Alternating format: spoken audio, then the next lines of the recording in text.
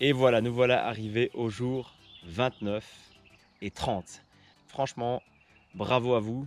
On est arrivé au bout. On peut considérer que ces 28 jours ont été super intenses. Bravo à tous si vous êtes là. Franchement, nickel. Alors, moins 5 kilos, c'est ce qui était prévu dans le challenge. Vous avez l'autorisation formelle de vous peser aujourd'hui. Alors, si vous n'avez pas perdu 5 kilos, pas d'inquiétude évidemment. C'était entre guillemets l'idéal. C'était ce vers quoi on voulait tendre. Chaque personne est différente. Donc si vous avez perdu 2 kilos ou 3 kilos, c'est excellent. Alors pourquoi ça? D'abord, vous avez fait énormément de sport. Et pour la plupart d'entre vous, sans doute vous n'étiez pas hyper sportif ou vous avez un petit peu intensifié le sport que vous avez fait pendant cette période. Ce qui fait que vous avez pris du muscle. Le muscle est lourd. Donc vous avez certainement affiné votre taille, vous avez travaillé votre musculature. Je suis certain que votre corps a changé. Et d'ailleurs, j'en veux pour preuve votre mètre ruban. Si vous avez suivi les recommandations du jour 3, vous avez mesuré à différents endroits de votre corps vos mensurations.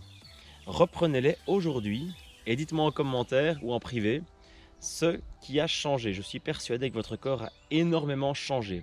Alors, le poids sur la balance, c'était juste le petit titre accrocheur, mais en fait, on s'en fout. Si vous n'avez pas encore vu la vidéo pourquoi je ne perds pas de poids, allez la voir. Vous allez comprendre que le poids, ça veut rien dire. Les gens musclés sont lourds, mais ils sont fins, ils sont minces. Et donc, qu'est-ce qui est le plus important, être mince ou être léger? C'est ça un peu l'histoire. Alors, indépendamment du physique, qui je suis sûr a changé chez vous, j'espère que vous êtes aussi en meilleure forme.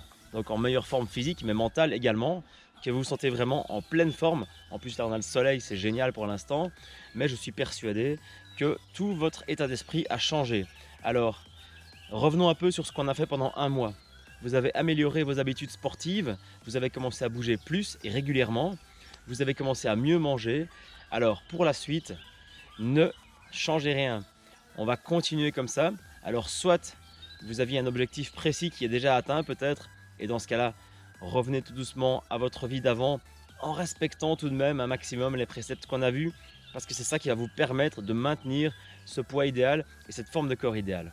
Si au contraire vous n'avez pas encore réalisé l'objectif que vous étiez fixé, vous voulez encore perdre un petit peu, vous voulez encore vous affiner, pas de souci, on continue le processus doucement.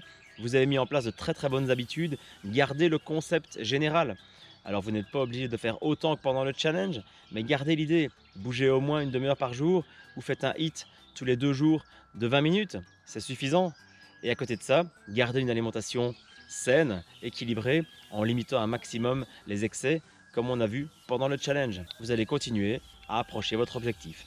Ce n'est pas quelque chose à court terme, c'est un mode de vie, et vous allez voir qu'en quelques mois peut-être, ou quelques semaines de plus, ou quelques années, qui sait, si vous avez énormément d'attentes par rapport à ce challenge, eh bien vous allez y arriver quoi qu'il arrive. Alors une petite explication s'impose quand même quant à ce qu'on a fait pendant ce challenge. Donc je me suis basé sur quoi? Évidemment, je ne vous connaissais pas, je ne connaissais pas votre pratique sportive précédente. Je me suis basé sur le fait que vous étiez relativement motivé et que vous aviez peut-être quelques kilos en trop. Ou que vous vouliez simplement soit perdre du ventre, soit vous affiner, muscler vos abdominaux, vous muscler en général. J'ai également supposé que vous étiez en maintien calorique en général. Et donc, en pratiquant un jeûne intermittent comme on a fait depuis 2 semaines, j'ai normalement créé un déficit calorique suffisant pour induire une perte de poids. Si vous voulez continuer à contrôler vos calories via un autre biais que le jeûne intermittent, peut-être parce que vous aimez déjeuner, simplement, il est tout à fait possible de le faire évidemment. C'était juste une solution de facilité parce que je ne vous coach pas personnellement, donc il m'est impossible de connaître vos habitudes alimentaires. Et donc effectivement, vous pouvez sans problème, soit via vos connaissances que vous avez peut-être déjà, soit via une application comme MyFitnessPal qui marche très bien, contrôler vos apports caloriques et vos dépenses. Et vous pouvez très bien, comme ça, planifier vos journées sans aucun souci et contrôler votre déficit calorique pour atteindre votre objectif. J'espère que ce challenge vous a plu, qu'il vous a apporté beaucoup de choses. Si vous avez encore des questions, n'hésitez pas, laissez-moi un commentaire, je vous répondrai avec plaisir. Je vous dis à très bientôt. Ciao, ciao!